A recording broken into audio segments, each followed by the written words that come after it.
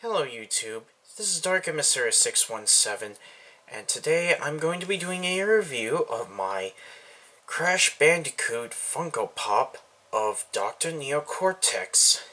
Let me quickly just get this out of the way. I am so happy that this happened. That they finally made pops for one of my all-time favorite classic PS1 games, Crash Bandicoot. And I am hoping that this series sells so well that we are destined to find more of these in the future. Maybe we'll get Engine and Entropy. I would love to get that.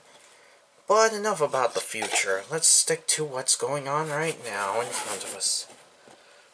As you can see here, Crash Bandicoot's Dr. Neo Cortex is number 276 in the game series. And you can see the artwork is very neat. It looks very much like the grassy forest setting in the new Crash Bandicoot Insane Trilogy cover art. You can see his name, Dr. Neo Cortex. And then on the back, on the side here, you get to see more images of Cortex. And on the back it shows all the other pops that you can get. At the moment, it's honestly quite underwhelming. It's just Crash Bandicoot, 3 different variants. They're cool variants, but I'm just kind of annoyed that it's all just Crash, and then the only non-Crash pop is Cortex himself. So on the back you have Crash Bandicoot, his standard self. You have him with his jetpack, like used in some of the levels in the second game, Cortex Strikes Back. And then you have his cool biker outfit, as he would ride a motorcycle in Crash Bandicoot Warped, the 3rd in the series. And quick heads up, my box was a little in bad condition. As you can tell, it has a crease there, and honestly, this box is not in the best condition that I would like it in, since I'm a pretty big Crash Bandicoot fan. But what are you gonna do when you order this off of Amazon?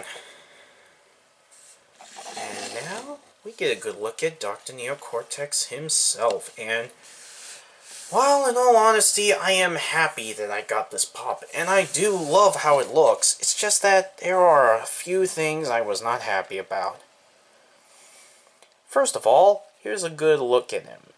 You can already see there's some terrible shoddy paint done with him. The giant N on his forehead looks great, but it kind of bled a little bit on his eyebrow there, and the eyebrow itself bled a little bit of black all over on the yellow and silver on the black. His eyes look okay for the most part, with a little blemish there, I suppose, but his goatee just looks awful. Like, you can see the yellow in there with the black paint fading on his goatee, and honestly, a lot of the paint is pretty sloppy on him.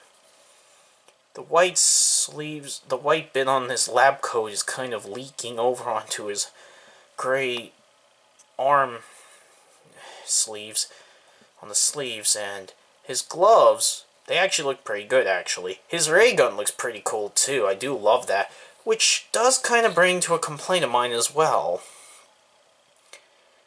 And there's some more bad paint bleeding over here as well, so it's a shame. And he does come with a stand, which I will explain why I had a complaint with him. As you can guess, if you don't have this stand, and you don't realize it comes with it, he won't stand at all. Because 1, his head's too heavy, and 2, if you see very carefully here, the ray gun will literally just touch the ground exactly. I almost tried to break my figure, thinking I had to move the arm a little more upwards. Then I found out that he actually came with this base, that there was a hole underneath his feet, and now he can stand up on his own. In all honesty, that just annoyed me, but I'm happy I found the base, because I was worried that that's literally how he was designed. Kind of reminds me of when I got Widowmaker from Overwatch, one of my first pops I got. Now, to show a very bizarre comparison I also wanted to point out is, the pose for this Neo Cortex Funko Pop happened to coincidentally look just like the pose for his Skylander Sensei appearance in Skylanders Imaginators. Look how nearly identical the pose is. You have the head and the way it's posed in a sense. You have the eyes kind of going the same way with the eyebrows, as you'll see here. And he even is smiling nearly identically, and even the gun is positioned in a very identical way, and he's standing in a very similar posture and stance. Especially if you want to, like, turn his head a little more to the side there, it even more looks like how it does to his imaginative figure. It's quite bizarre, and I guess to some fans it would be very irksome, because, annoyingly, some people are ungrateful and don't like that Skylanders had Crash Bandicoot and Cortex in there. And as you can see, his head does rotate. Not by much, but it does. So overall, Dr. Neo Cortex is an incredible pop, and I do love the pop. It looks great, but the paint job was very sloppy on mine, and I just wish that when they make more pops in this line, because I fail to see why they won't, they improve the quality on these Funko Pops, because I do quite love this series, and I want to see more of them. I want to see Dingodile, Tiny, and all the other Crash Bandicoot characters, maybe even Coco and Crunch if we're lucky enough. But enough about my little minor rant there.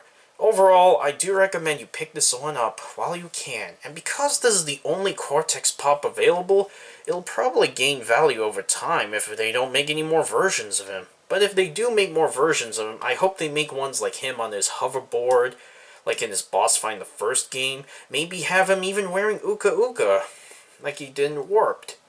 That would be a nice idea. But I really just want to see more of the mutants and other villains in Crash Bandicoot first as pops before we get another Cortex. And if we do, please improve this quality, Funko. I beg of you. But anyways, that's been my review for the Crash Bandicoot Funko Pop Dr. Neo Cortex. And this is Dark and Mysterious 617 signing